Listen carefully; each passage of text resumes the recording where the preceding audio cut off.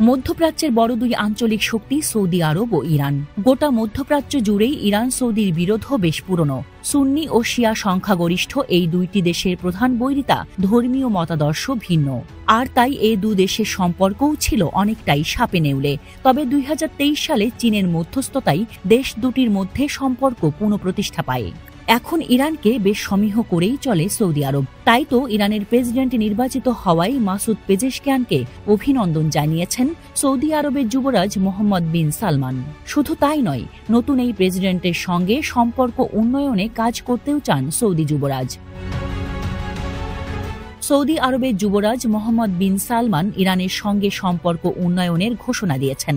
গেল 6 জুলাই এসব তথ্য নিশ্চিত করেছে দেশটির রাষ্ট্রীয় বার্তা সংস্থা এসপিএ-কে সৌদি যুবরাজ জানিয়েছেন, আমি দুই দেশের সরকার ও জনগণের মধ্যে সম্পর্ক উন্নয়ন ও গভীর করার বিষয়ে আমার আগ্রহের প্রতিশ্রুতি দিচ্ছি। সেই সঙ্গে আমরা আমাদের পারস্পরিক স্বার্থে কাজ করে যেতে চাই। প্রায় 7 বছর বন্ধ থাকার পর গত বছর আবারও কূটনৈতিক সম্পর্ক স্থাপনে সম্মত হয় সৌদি আরব ও ইরান।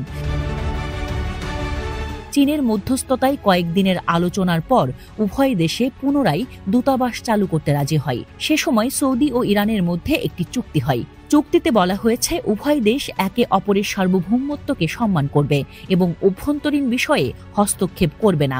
এটি আঞ্চলিক নিরাপত্তা ও স্থিতিশীলতার পাশাপাশি অর্থনৈতিক ও সাংস্কৃতিক বিনিময়কেও উৎসাহ দেবে। এরপর থেকেই সম্পর্ক উন্নয়নের লক্ষ্যে দুই দেশের কর্মকর্তাদের মধ্যে নিয়মিতই আলোচনা হচ্ছে।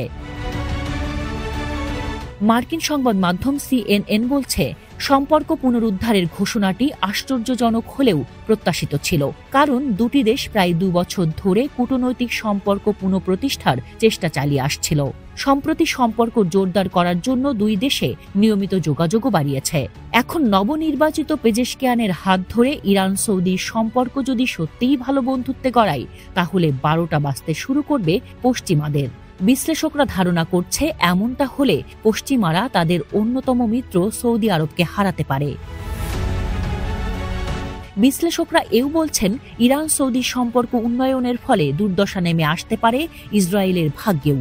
চলতি বছরের 20 মে হেলিকপ্টার দুর্ঘটনায় নিহত হন প্রেসিডেন্ট ইব্রাহিম রাইসি। এরপর দেশটিতে আগাম প্রেসিডেন্ট নির্বাচনের ঘোষণা দেওয়া হয়। গত 28 জুন অনুষ্ঠিত নির্বাচনে 4 প্রার্থী প্রতিদ্বন্দ্বিতা করেন। তবে নির্বাচনে ভোটার উপস্থিতি অনেক কম থাকায় এবং কোনো প্রার্থী 50% ভোট না পাওয়ায় ভোট দ্বিতীয় দফায় গড়ায়। নিয়ম অনুযায়ী 5 জুলাই অনুষ্ঠিত হয় দ্বিতীয় দফার ভোট গ্রহণ। দ্বিতীয় দফার ভোটে 53.3% ভোট পেয়ে প্রেসিডেন্ট হন মাসুদ পেজেশকিয়ান।